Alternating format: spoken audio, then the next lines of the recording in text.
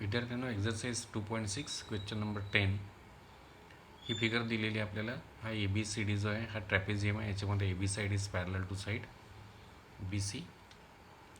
ही height आहे त्या ट्रॅपेझियमची ए डी. ए बी साईडची लेंथ एक्स आहे. हा ॲसोसेलेस ट्रॅपेझियम आहे. याची ए डी साईड आणि ही बी सी साईड, ह्या ज्या दोन नॉन पॅरलल साईड आहेत ह्या इक्वल आहेत. आयडेंटिकल मार्क्स दिसतात आहे तुम्हाला. आणि या दोन्ही साईडची जी लेंथ आहे ती आहे x-2. हा हाईट जी आहे ती आहे x-4. ए बी साईड एक्स आपण आधीच सांगितलं आहे तुम्हाला. आणि ही बी सी साईड जी आहे ही आहे 2x+1. आणि in the adjoining figure quadrilateral ABCD is a trapezium. AB side is parallel to CD. AB side आणि ही CD side parallel आहे. अँड इट्स एरिया, हा जो ट्रॅपेझियम आहे याचा एरिया आहे 33 सेंटीमीटर स्क्वेअर. म्हणजे याच्या साईड सेंटीमीटरमध्ये आहेत. From the information given in the figure find the lengths of all sides of quadrilateral ABCD. Quadrilateral ABCDच्या सर्व साईडची लेंथ काढायची आहे. हिची इन्फॉर्मेशन दिलेली आहे आपल्याला. Fill in the empty boxes to get the solution. तर इथे ही ॲक्टिव्हिटी आहे. मुलांना ॲक्टिव्हिटी जी असते ती मोठी ॲक्टिव्हिटी जी असते ती आपल्यासाठी जरा प्रॉब्लेमॅटिक असते. त्या ॲक्टिव्हिटीमध्ये डायरेक्ट स्टेप्स दिलेले असतात. प्रॉब्लेमॅटिक अशी की त्याच्यामध्ये डायरेक्ट स्टेप्स दिलेले असतात. खूपदा आपल्याला डायरेक्ट स्टेप जमत नाही. आता हे तेव्हा इथे आपल्याला क्वाड्रिलॅटरल ABCDचं trapezium A B is parallel to C D. मग हे डायरेक्ट स्टेप्स दिलेले आहेत आपल्याला. तर पहिल्यांदा मी तुम्हाला हे एक्झाम्पल जे आहे हे समजावून सांगतो. त्याच्यावरून मग तुम्ही म्हणजे डबल काम होते ॲक्टिव्हिटीमध्ये आपल्याला. एक तर त्याचं सोल्युशन आपल्याला घ्यावं लागतं. हे पण मी घेतलेलं आहे इथे. हा ABCD प्रॅक्टिस सेट 2.6 मधलं हे 10th एक्झाम्पल आहे. आता ही ॲक्टिव्हिटी मी लिहिलेली आहे इथे. ज्या स्टेप्स तुम्हाला ह्या दिलेल्या आहेत पूर्ण इथपर्यंत हे मी इथे लिहिलेलं आहे. आपला प्रॉब्लेम असा आहे की हा ABCD जो आहे हा ट्रॅपेझियम आहे. याच्या ह्या AD साईड आणि BC साईड इक्वल आहेत. या इक्वल साईडची लेंथ आहे x-2. याची हाईट आहे AD, AM हाईट आहे सॉरी, ही आहे x-4. नंतर AB साईड x दिलेली आहे आणि ही दिली आपल्याला 2x+1. आणि याचा एरिया दिलेला आहे आपल्याला, तो आहे 33 स्क्वेअर सेंटीमीटर किंवा 33 सेंटीमीटर स्क्वेअर. आणि आपल्याला याच्या चारही साईड्स काढायच्या आहे. आता ॲक्च्युली हे एक्झाम्पल कसं होईल पहा की quadrilateral ABCD is a trapezium. हा ट्रॅपेझियम आहे. इकडे मी सोडवतोच त्याला पहिले आणि मग ते सोडवल्यावर आपण त्याच्या स्टेप्स भरू. मग देअरफोर हा ट्रॅपेझियम असेल तर ट्रॅपेझियमचा एरिया काढायचा फॉर्म्युला असतो. Therefore area of quadrilateral ABCD हा असेल half into sum of parallel sides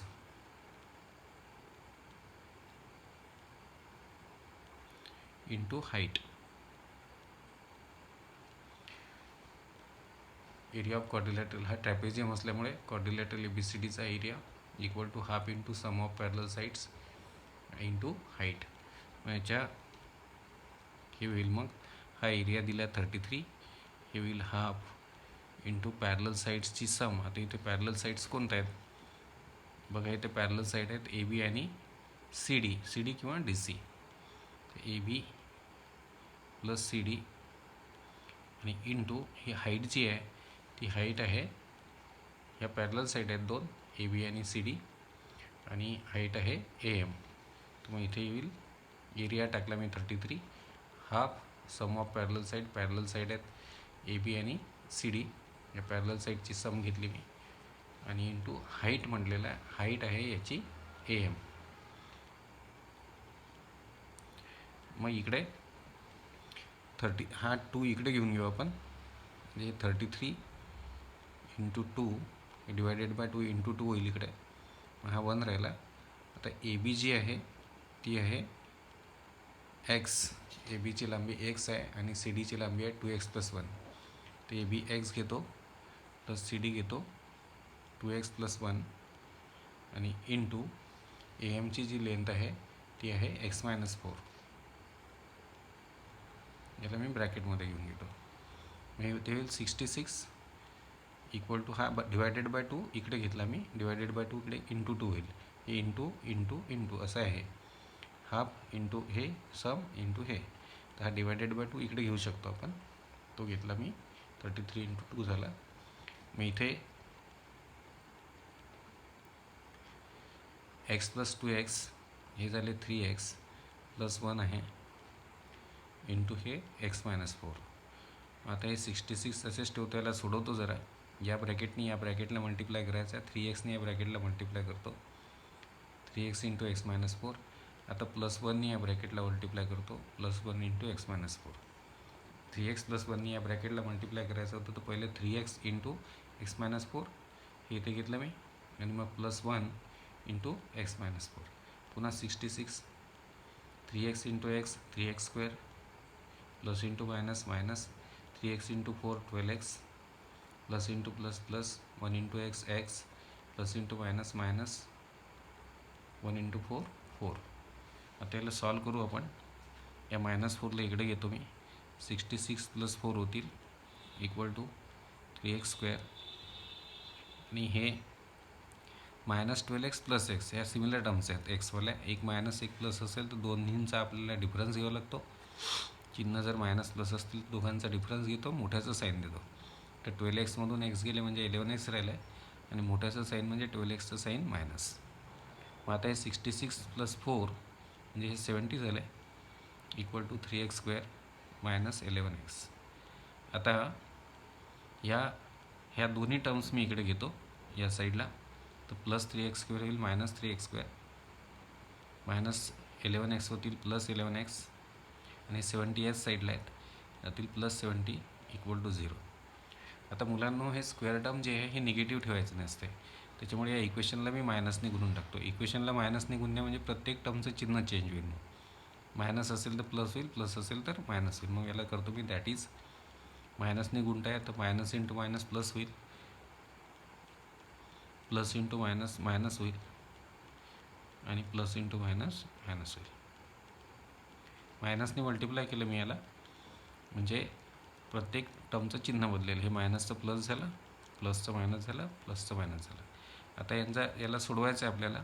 plus into minus minus, आणि 3 इंटू 70 म्हणजे 210.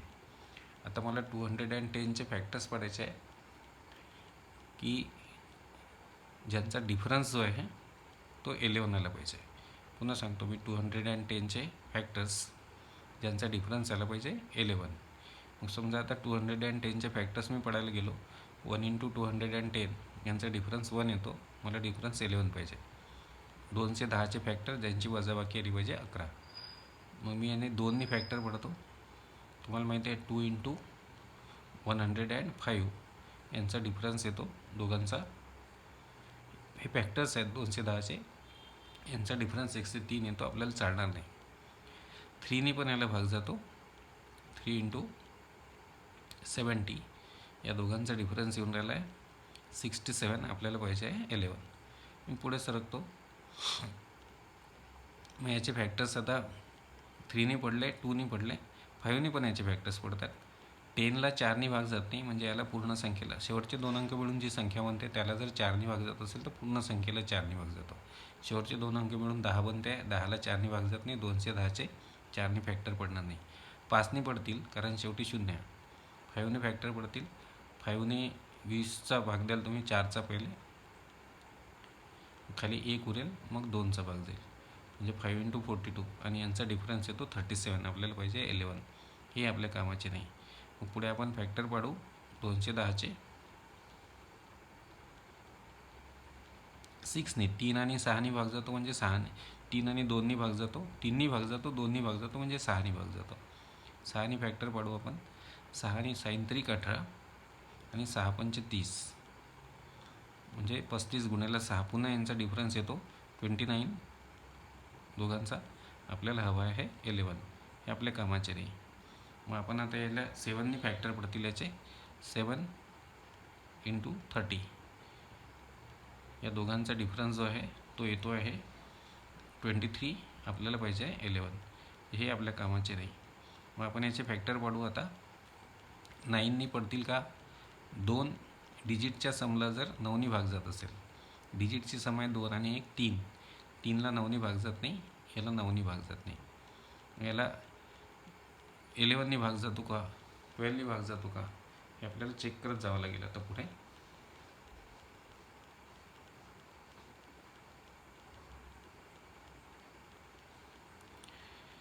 तर 11नी भाग जातो का पहा पहिले. 10नी जात नाही, 10नी जातो, 10नी जातो 21चा भाग. 11कडे जायची गरज नाही आहे, मी जरा मिस झाला. 10नी 21चा भाग जातो. 10 × 21 म्हणजे 210. जर तुम्हाला आधीच डोकं असतं तर मग इथपर्यंत यायची गरजच नसते. तर हे 2 फॅक्टर्स आहेत, 21 आणि 10 यांचा डिफरन्स येतो 11. हे 2 फॅक्टर मी सिलेक्ट केले, 10 आणि 21. आता हा प्रॉडक्ट मायनस आहे, म्हणजे एक प्लस असेल एक मायनस. मिडल टर्मचं साईन मायनस आहे, म्हणजे हे मोठ्याला देईल मी, लहान्याला प्लस देईल, दोघांनाही व्हेरिएबलनी मिडल टर्मच्या म्हणजे एक्सनी मल्टिप्लाय करेल आणि याला लिहिल मग मी 3x². मग 3x² मागे -21x घेतो मी, कारण 3चा हा 21चा 3 फॅक्टर आहे, प्लस 10x -70 = 0. मग आता या 3x² -21x मधून 3x कॉमन निघेल. इथून 3 काढला, x काढला म्हणजे x राहील, आणि -7 3 = 21 म्हणजे इथे 7 राहील. x पण काढला आहे तुम्ही बाहेर, इथे प्लस घेतो. आता पहा इथे 10x आणि 70 स्क्वेअर टर्मचा कोइफिशियंट अदर दॅन 1 असेल, म्हणजे एकपेक्षा वेगळा असेल तर इथे काय कॉमन निघते ते बघत जा. स्क्वेअर टर्मचा कोइफिशियंट 1 असेल तर हा नंबर जसच्या तसा कॉमन निघतो. स्क्वेअर टर्मचा कोइफिशियंट अदर दॅन 1 असेल तर हा कॉमन निघेलच, याची जरुरी नसते, निघू शकतो, असे होऊ शकते हा जसच्या तसा कॉमन निघणार नाही. बघू आपण काय कॉमन निघते. तर 10 आणि 70, तुम्हाला माहिती आहे 10 हा 70चा फॅक्टर आहे, म्हणजे हा 10 कॉमन निघतो इथे. आणि मग दुसऱ्या ब्रॅकेटमध्ये आता इथे एक्स आहे, इथे एक्स नाही आहे, म्हणजे इथे या दोघांमध्ये या 2 टर्ममध्ये फक्त 10च कॉमन आहे. आणि मग हा 10 कॉमन काढून झाला की हाच ब्रॅकेट इकडे येतो, आणि मग आपल्याला भेटेल x - 7 हा कॉमन निघून राहिला इथे. दुसऱ्या ब्रॅकेटमध्ये येईल 3x + 10 = 0. मग देअरफॉर x - 7 = 0 और 3x + 10 = 0.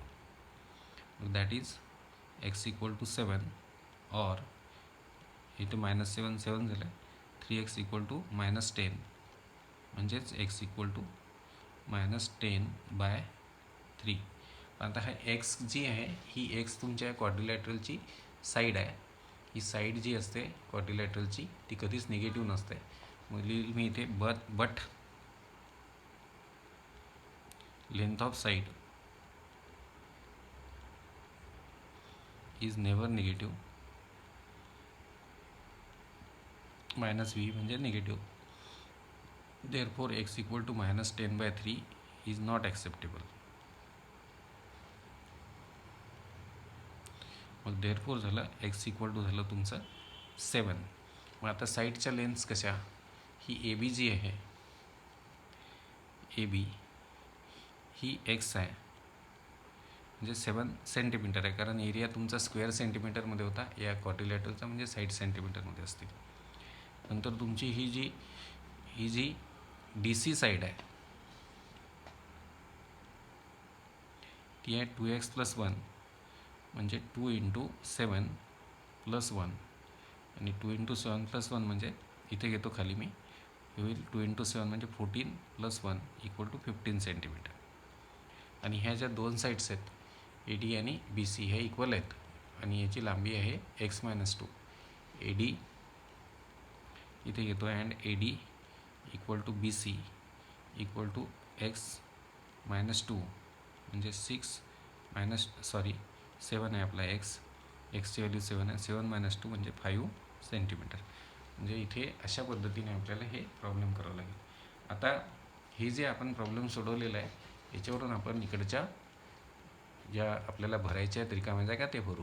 तर quadrilateral ABCD is a trapezium आणि AB is parallel to CD. आता तुम्हाला माहिती आहे एरिया ऑफ क्वाड्रिलॅटरल हा ट्रॅपेझियम असल्यामुळे याचा एरिया असेल, हा फॉर्म्युला दिला मी इथे, ½ × sum of parallel sides × height. मग sum of parallel sides ½ × sum of parallel, ह्या पॅरलल साईड आहेत AB आणि CD, आणि इंटू असते हाईट आहे इथे AM, इथे लिहू आपण AM. मग हे ABCDचा एरिया 33 इक्वल टू हाफ ABची लेंथ आहे x आणि CDची लेंथ आहे 2x+1 आणि इंटू ही AM हाईट जी आहे ही आहे x-4. त्याला इथे घेतो, ब्रॅकेटमध्ये टाकेल. मग आता इथे तुम्ही लक्षात आलं असेल तुमच्या, तर इथे हाफ गायब झाला आहे. हाफ गायब झाला म्हणजे इथला डिवायडेड बाय 2 जो आहे तो इकडे घेतलेला आहे. मी 33 × 2 होतील. हे बघ इथे आला आहे आपला 33. ही स्टेप घेतली आहे मी इथे. हा एक्स इथला 2 गायब केलेला आहे, इकडे येईल 33 × 2 हे 66 झाले. मग इथे डायरेक्ट दिलेलं आहे, आपण इथे 66 लिहू आणि इथे हा डिवायडेड बाय 2 इकडे आणला. 33 × 2 66 झाले. मग इथे x आणि 2xची सम केली 3x आणि इथे +1 आणि इंटू हा x-4. मग इथे हे एवढ्या स्टेप्स आपण सोडत आणलेल्या आहेत. हे इथपर्यंत आपण सोडत आलो आणि हे इथे येऊन पोचलो. तर ह्या एवढ्या स्टेप्स ज्या आहेत ह्या गायब करून डायरेक्ट आपल्याला हे इक्वेशन विचारलेलं आहे. तुम्हाला पहा इथे, हे बघा इथे दिलेलं आहे. डायरेक्ट हे इक्वेशन आलेलं आहे, क्वाड्रॅटिक इक्वेशन. आता हे क्वाड्रॅटिक इक्वेशन कोणतं आहे आपलं बघा, ते आहे 3x² - 11x - 70. आता इथे आपल्या पुस्तकामध्ये हे इथे 2 इकडे आणले, डिवायडेड बाय 2 इकडे नेले म्हणजे 33 × 2 झाले 66. हे डिवायडेड बाय इकडे इंटू होतील इक्वल टू x + 2x म्हणजे 3x झाले +1 आणि इंटू इथे ही AMची लांबी आहे x-4. या दोघांचा आता इथे हे याच्यानंतर या स्टेपनंतर 66 equal to 3x + 1 into x-4. त्याच्यानंतर ह्या एवढ्या स्टेप्समध्ये आल्या आपल्या 66 equal to 3x + 1 into x-4. तर याला सोडवून आणलं आपण. हे तुम्हाला डायरेक्ट येणार नाही, हे इक्वेशन इथे अपडेट झालं. हे पण इथे तुम्हाला डायरेक्ट विचारलेलं आहे. या स्टेपनंतर इथे हे डायरेक्ट विचारलेलं आहे. इथे प्लस दिलेलं आहे. हे जे प्लस आहे हे इनकरेक्ट आहे मुलांना, इथे मायनस पाहिजे. हे आपण इथे काढलेलं आहे इक्वेशन 3x² हे सोडवलं आपण. इथे आलं आपण 3x² मध्ये मायनस आहे -11x - 70 इक्वल टू 0. तर इथे येईल. मग आता 3x² इथे मायनस पाहिजे, पुस्तकात इथे प्लस दिलेलं आहे, ते दुरुस्त करायचं आहे तुम्ही. इथे हे बघा इथे प्लस दिलेलं आहे, हे मायनस करावं लागेल तुम्हाला. इथे मग 11x आणि मायनस, इथे पण मायनस आहे, पुस्तकातही इथे मायनस दिलेलं आहे, ते करेक्ट आहे. आणि इथे येतं तुमचं 70. मग याला जर आपण सोडवलं, मग स्क्वेअर टर्मचा कोइफिशियंट कॉन्स्टंट यांचा प्रॉडक्ट घेतला आणि तुम्हाला दिसते इथे याला कसं सोडवलं. इथे पुन्हा आता त्या स्टेप्स गॅप केलेल्या आहे आणि ह्या स्टेपवर आलेल्या आहे. डायरेक्ट तुम्ही ह्या स्टेपवर आलेले आहे. तिथे बघा हे डायरेक्ट इक्वेशन दिलेलं आहे. तुम्हाला क्वाड्रॅटिक इक्वेशन भरायचं होतं. हे क्वाड्रॅटिक इक्वेशन मग मध्ये आपण, तुम्हाला माहिती आहे, या -11x आपण स्प्लिट करतो मिडल टर्मला. हे इकडे आपण स्प्लिट केलेलं आहे त्याचे फॅक्टर्स वगैरे घेऊन. आणि मग ही मधली स्टेप सोडून दिलेली आहे. ही डायरेक्ट ही स्टेप घेतलेली आहे. 3x हे इथे दिसतं आहे 3x इंटू ब्रॅकेट. आता पहा इथे 3x इंटू ब्रॅकेट येते आहे x-7. ते भरतो मी x-7 आणि +10 इंटू ब्रॅकेट x-7. मग आता हा 3x + 10 कॉमन निघाला, या ब्रॅकेटमध्ये राहील x-7 आणि मग 3x + 10 इक्वल टू 0 और x-7 इक्वल टू 0. एका ब्रॅकेटमध्ये 3x + 10 येईल, एका ब्रॅकेटमध्ये x-7 येईल. या दोघांचा प्रॉडक्ट 0 आहे म्हणजे 2 पैकी 1 0 आहे. मग इथे 3x + 10ला 10 equal to 0, 3x equal to -10 +10 इकडे -10, मग 3 इकडे घ्याल म्हणजे x इक्वल टू -10/3 आणि इथे x इक्वल टू -7 इकडे येईल 7. But the length is never negative. Length negative नसते, therefore x is not equal to -10/3. ही एक्सची लांबी, आपल्या एक्स जी आहे आपल्या प्रॉब्लेममध्ये ती साईडची लेंथ आहे आणि एक्सच्या 2 व्हॅल्यूज भेटल्या, एक ही आणि एक ही. पण लेंथ ऑफ साईड कधी निगेटिव्ह नसते, फ्रॅक्शनही नसते. फ्रॅक्शन असू शकते, निगेटिव्ह नसते. 4.2 4.3 वगैरे असू शकतं fraction. But length is never negative. Length कधीच निगेटिव्ह नसते. देअरफॉर एक्सची जी व्हॅल्यू आहे -10/3 ॲक्सेप्टेबल नाही आहे. Therefore x equal to 7. आणि मग ह्या AB तुमची x आहे म्हणजे 7. नंतर CD जी आहे ती आहे 2x + 1 म्हणजे 2 इंटू 7 म्हणजे 14 प्लस 1 म्हणजे 15 सेंटीमीटर. नंतर ए डी आणि बी सी सारखे आहेत आणि यांची लांबी आहे x-7, x7 आहे तर 7 - 2 सॉरी एस राईट 7 - 2 म्हणजे होईल या दोन्हींच्या लांबी होतील 5 सेंटीमीटर. तर अशा पद्धतीने हे जे हा जो तुमचा प्रॉब्लेम आहे ॲक्टिव्हिटी त्यासाठी तुम्हाला याला असं सेपरेट सोडवल्याशिवाय हे पण मी डिटेल सोडवलेलं आहे याला इथे असं सोडवून घेतलं आणि एक एक स्टेप तुम्हाला समजून सांगितलेली आहे. असं सोडवल्यावरच मग तुम्हाला हे भरता येईल कारण इथे डायरेक्ट दिलेलं आहे. हे काय केलं हे आपल्याला कळलं पाहिजे. इंटू हाईट असते मग हे व्हॅल्यूज टाकल्या हा डिवायडेड बाय 2 इकडे नेला म्हणजे हा 33 इंटू 2 66 झाला. x+2x 3x झाला. मग या दोघांचा प्रॉडक्ट करावा लागतो तुम्हाला त्याला सोडवावं लागतं. ह्या स्टेप्स मी इथे घेतलेल्या आहेत. या दोघांचा प्रॉडक्ट केला मी याला सोडवत आणलं आणि हे इक्वेशन भेटलं मला 3x² क्वाड्रॅटिक इक्वेशन मिळालं -11x -70 = 0. तर पुस्तकामध्ये डायरेक्ट दिलेलं होतं आणि इथे प्लस दिलेलं होतं ते मायनस पाहिजे करेक्ट करावं लागेल. 3x² हे करेक्ट करावं लागेल तुम्हाला इथे मायनस प्लसच्या ऐवजी मायनस लागेल. अशा पद्धतीने मुलांना हे सोडवावं लागेल तुम्हाला.